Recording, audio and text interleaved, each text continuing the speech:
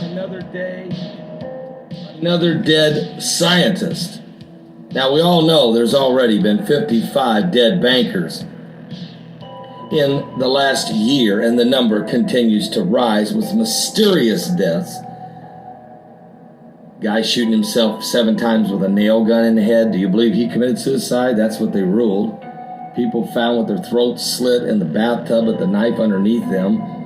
Folks jumping off the 30th floor after making $10 million, or the 14th floor, or the 7th floor, or getting run over on a jog by a minivan, hit and run, or getting stabbed to death in the middle of a quiet town in Connecticut and laying in the street. I mean, do you really believe all them stories? Now, that's the bankers. Now we have dead scientists.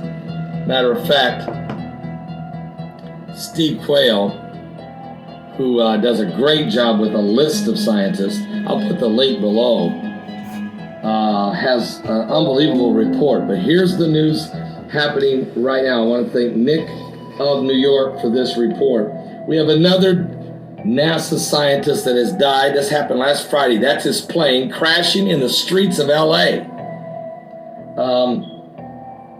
What is it that these NASA scientists know and somebody don't want us to find out? Well, there was a 47-year-old NASA scientist, Alberto Behar.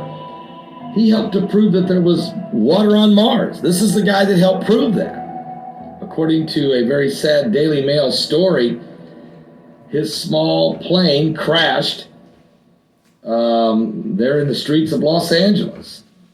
He's 47 years old. He is dead. What did he know? What about John Rogers? He was a tropical disease expert in the tropics. He worked with the National Institute of Health. He was found dead near his home in a wrecked car that went off an embankment in Maryland back in September of 2014. Single car crash, he's dead. What about Glenn Thomas? He was an AIDS and Ebola scientist expert, a spokesperson even for the World Health Organization. He was one of 298 people that died on that Malaysian air flight MH17, the one that was shot out of the sky over Ukraine.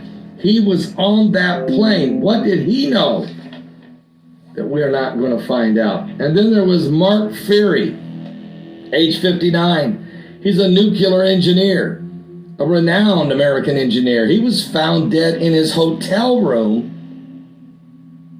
of a apparent heart attack, maybe.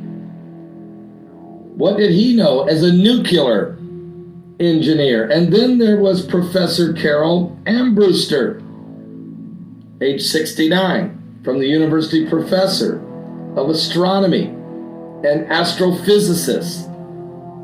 She was found in her own home by her roommate, dead in the kitchen with a knife stuck in her neck, and she had been stabbed in the chest.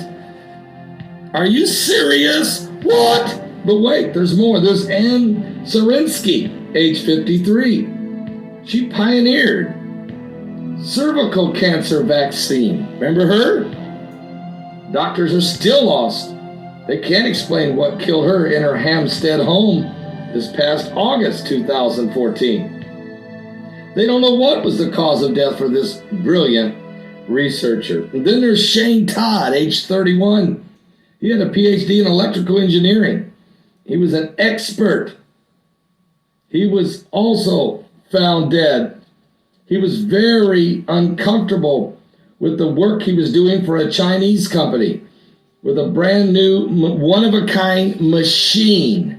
It had to do with defense. He also was mysteriously found dead. But wait, what did he die from? I mean, that's always the question, right? What did he die from? Well, they don't know. Matter of fact, even 60 Minutes, CBS 48 Hours, did a show on it. What did this young man do? He was very uncomfortable with this one-of-a-kind machine that they had him testing. So he quit his job, got a different job in Virginia, bought a ticket to fly to Virginia to his new job, and on his way, he was killed in the plane crash. And then there's Dr. Richard Holmes, age 48. He was a weapons expert.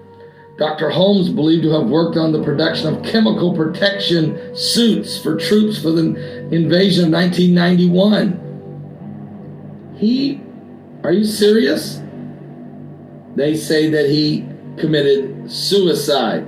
And then there's Melissa Katouni. She died last January 2013. Firefighters had to get her charred body. She was a pediatrician. She had been murdered. She had been hogtied. She had been strangled and set on fire in her basement. She had worked at a children's hospital in Philadelphia as a leading pediatrician and researcher. And then there's Professor Dr. Richard Crowe, age 60. He died back in May of this year. Apparently drove his car off the side of the road embankment in Arizona. He was involved in an astronomy program, involved in what's coming in the sky. Then there was Gul Bazargeh, died this past January 17th. She was shot in her home. She was an Iranian molecular scientist, gunned down in her home. Also, there was James Miller, age 58. He died as a result of a home invasion. He had a doctorate degree in medical biochemistry at Ohio State University and was involved in research. And then there is Zachary Green Warfield, age 35. He died on the 4th of July from a strange boating accident in the Potomac River. He was founder and member of the board of directors of Ominous, a Virginia-based strategic consulting firm for the intelligence community. What did he know? And then there's Jonathan Whittam, age 55. He died, apparent heart attack. He was a professor of molecular bioscientist at a Weinberg College. Then there's Farjan Meng, age 29, and Chaiyang Zhang, age 26. Both of them drowned in a hotel swimming pool. What? Are you buying that? What did these guys do? They were involved, they were working on atomic pathology and a specialist in the research of this new field. And then there is Andrei Provov. He died in a Russian plane crash. He was involved in hydropress factories and nuclear, and involved in development of Iran's nuclear plant. And then there's Roger Dickey, age 56. He died apparently because he jumped off the George Washington Bridge.